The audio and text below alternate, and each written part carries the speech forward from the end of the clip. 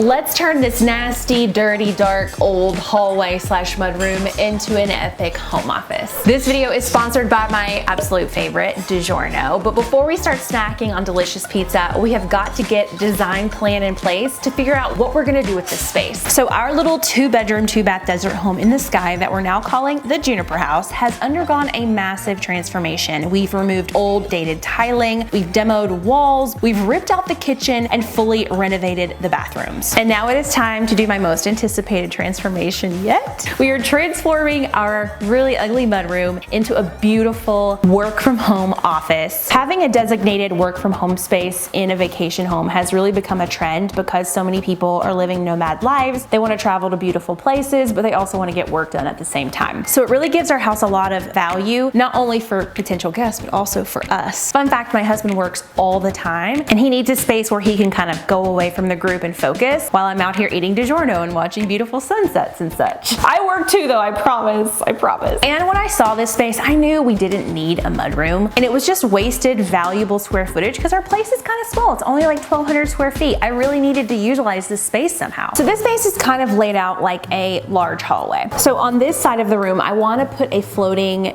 desk of sorts. It's going to be a long one, but I think it'll make it look more custom. I might want to add some floating shelves to one of these walls just so we can have a place to put some design elements like decor. I would love to put in a custom piece of artwork. I'd love to make something myself. We bought a piece of art for our house that was so ugly and I need to find a way to reuse that. I also would love to add in an art light to this space. I've always wanted an art light. I just don't have any art that's valuable enough to feature, but we're about to change that. Also, we need as many light moments as possible because it is pretty dark in here. There's also a really popular office chair on TikTok that everyone is raving about and it went viral, so I'm gonna see if I can get my hands on that. May the shopping gods be ever in my favor. I also decided that I wanted to try out lime wash for these walls. It's super trendy right now. I've seen it all over the place, but I feel like in a desert house, it really is the vibe. But with lime wash, I couldn't decide if I wanted to go lighter in this space or do something crazy and go like super dark. Because sometimes I think that really dark rooms are beautiful statement rooms. I picked up several paint swatch colors from this paint store in Los Angeles that does lime wash paint. I teeter on either going super white inspired, like very kind of like beigey cream white, just to kind of make the room feel bigger, or leaning into the fact that it's like a little bit of a nook and kind of make it more of like a moody library vibe in there so that it feels like kind of a unique special place. So I'm gonna go look at all of these color swatches in the context of the space because there are no windows in there and the lighting in there is pretty crappy. Like as you can see, it looks like a dungeon in here. So I really want to tie in the colors of the floor with whatever color we end up going with. So I think this is a little too matchy and a little too boring with not quite enough contrast. So she's out. This one I do like. It's almost a way to lighten the space without going too light. It's also not so dark, but again, I still feel like it could be a little too close to the concrete color. And that leaves us with our darker colors. I do love dramatic black walls, but I think it might just be a smidge too dark. And I like the idea of having just a little bit of color, even though this does read blue. This green is definitely a more organic color and an organic tone. Spoiler alert, I went dark. I know these renovations are making me do wild things. And I'm not only doing dark on the walls, but I'm also going super dark on the ceiling. Don't tell anyone because if anybody in my family finds out, they're gonna pull the plug on it and I can't be stopped. Or I don't want to be stopped, I should say. I know typically in small spaces you want to go lighter with colors to make the space look bigger and brighter, but I think that's more of a preference than it is a design rule, and I'm gonna push the boundaries on this one. With all these holiday renovations going on during the holiday season, I have no time to sit around and think about and plan and schedule complicated holiday recipes. Just not interested. Oh my gosh, so good. I had to take a bite of DiGiorno. It's hard to talk about DiGiorno and hold DiGiorno at the same time because all you want to do is eat DiGiorno. Thanks DiGiorno for sponsoring. So this year for the holidays, I am actually going to be throwing a holiday themed DiGiorno pizza bar. Matt and I recently did this for Thanksgiving and it was so great. I stocked it full of all of our favorite DiGiorno pizzas, including the legendary 3-meat croissant crust pizza in lieu of a turkey because cooking turkey is an Olympic sport and it's a sport where I should really be a spectator. You know what I mean? If you have not had one of DiGiorno's croissant crust pizzas at this point in your life, please run. DiGiorno's croissant crust pizzas are so special. They have 7 layers of buttery, flaky crust, and their croissant crust pizzas are the perfect balance of flavor and textures and toppings and deliciousness and cheese. It's always hot and fresh right out of your oven. You don't have to deal with delivery, wait for delivery, have delivery be delivered, then it's the wrong order / and/or it is cold. It's not delivery, it's DiGiorno. Thank you to DiGiorno for sponsoring. I'll link them down below. You guys want some DiGiorno? Well, you got some? Yeah. It's their cheese stuffed supreme. Ooh. See, I don't even hoard all the DiGiornos myself. All right, let's talk about this floating desk for a second. Wood is expensive. I knew that making a custom floating desk was gonna cost me a lot, but when I tried to order one online, it was gonna cost me like $1,500, not counting shipping. It was way too much. I was gonna try and DIY it myself, which I totally could do, but I'm on a tight schedule with this project, so I wasn't gonna be able to take the time to have a noob moment and build something that I'd never done before. So that really left me with one creative option. I ordered a butcher block countertop from one of the big box stores. It was a lot. It was like a third of the price, but I also was gonna be able to have it delivered all the way out here. Guys, we have a desk. We have a desk. It's very heavy. It weighs 120 pounds, which is a lot heavier than I thought it was gonna weigh. I'm gonna unbox it just because I'm curious to see what it looks like and if it looks good or not. It looks so good. So I got white oak because my front door is white oak and I wanted to kind of keep that same consistency throughout the house. But in terms of beauty, she's a stunner. I was struggling with this because it is a butcher block. I didn't want it to look like a butcher block, like it was out of place. This is a great look, by the way. So I'm slightly nervous. I think I can make it work because I'm fully committed at this point. There's no way I can return a 120-pound piece of wood. Oh, I hope I didn't make a mistake. Today is the day I'm going to lime wash these walls. I have spent the last couple of trips out here priming these walls using an acrylic lime wash specific paint. Oh, it's dark. I know. What's that paint or? It's lime wash. Do you wipe it on with the brush? Yeah, you have to get this like special brush. It almost has like a clay. So you have to like really mix it really well. Oh my god, it's so dark. I don't know, you guys. It kind of looks like just dirt. I have to do It's supposed to look like an explosion? It's supposed to look good, not like an explosion. Just abstract? Yeah. Well, I've already done it now. I've committed. Oh, you're supposed to do light strokes. Yeah, you're supposed to make it really thin. It's kind of like in the 90s when they used to do the paper bag paint technique. Yes, You guys remember That was more like a Yes. stamp. That was like Like to a make sponge. Yeah, it's similar, but the elevated version. Well, that looks like it's nighttime. This is so dark. I don't know what I was thinking it would be. I knew it was gonna be dark. This is where you call your boss, hey boss, how much you pay for the new painter? 20 bucks an hour? Too much. You're fired.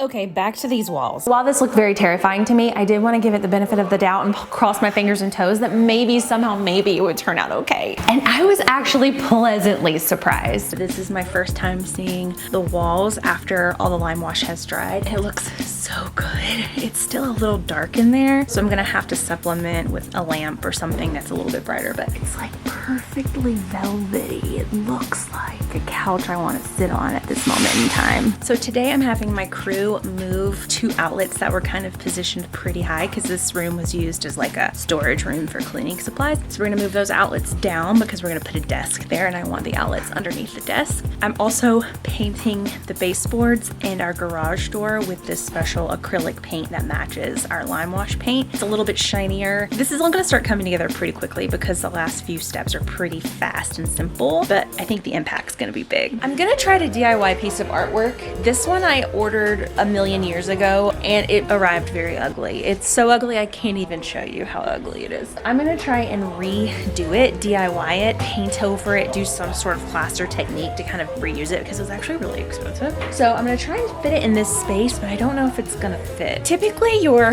artwork is supposed to be between 60 and 70% of your wall. It should take up 60 to 70% top to bottom and 60 to 70% wide. This one's a little short. I also went to a warehouse sale and got this beautiful art light. It has a few dings in the surface of it. I think it adds character. I'm telling myself that. No, it's not too bad. You don't really notice it. We're gonna hang this above the art that I'm going to make because it's gonna be so stunning that you're gonna wanna see every square inch of it.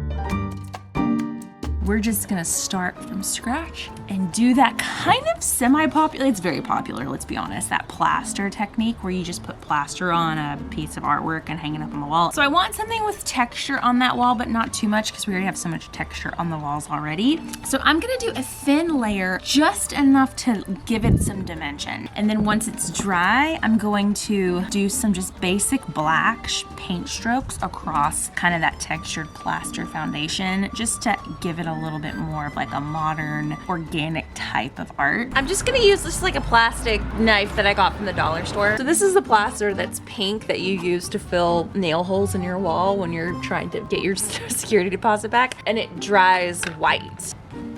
This is not sticking very well. Ooh. It's very Play-Doh texture-like. The application of this plaster was not nearly as easy as it seemed on all of those viral TikToks that I've seen. I think my canvas was a little too thin. It was kind of like a fabric type texture, and it had some weird layer of sheen on top that made it really hard for the plaster to bind to. But I think it's going to dry down pretty nicely.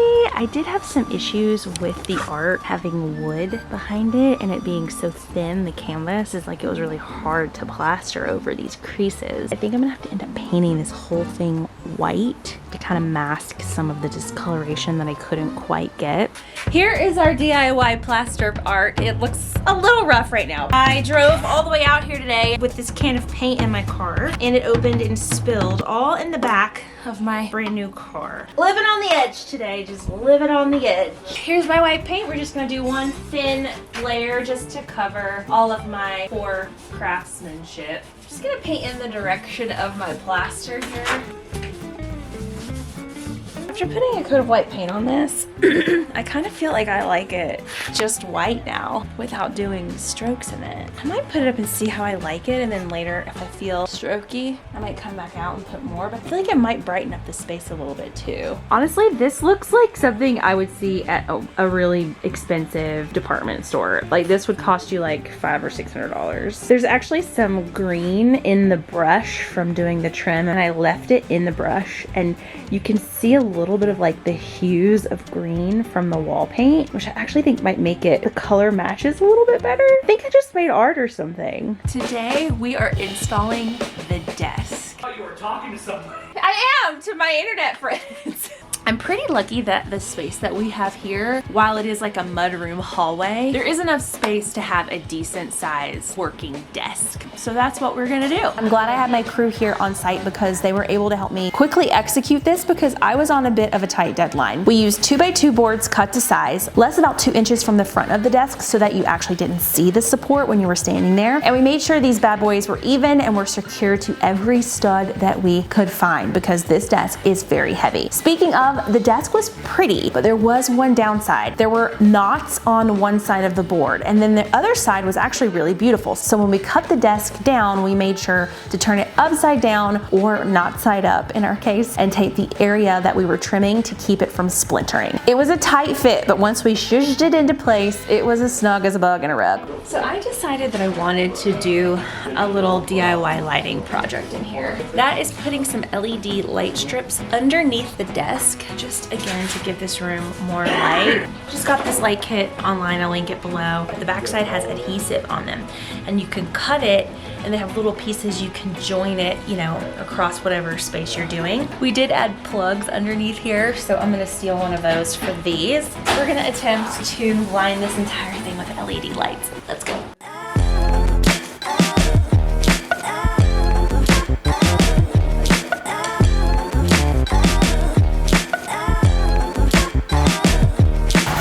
So after a lot of second guessing and pondering things over many slices of DiGiorno pizza, I finally finished this mudroom turned office. So here's the forgettable, ugly, yellow, dungeon-like before, and here's the after.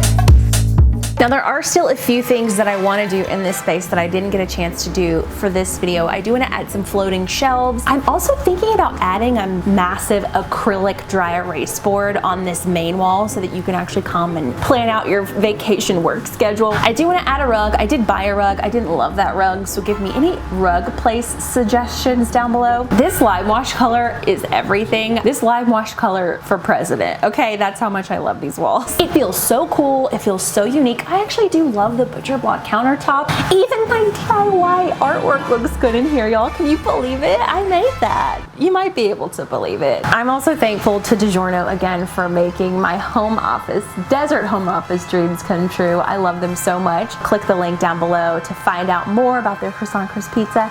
Don't forget to subscribe to this channel.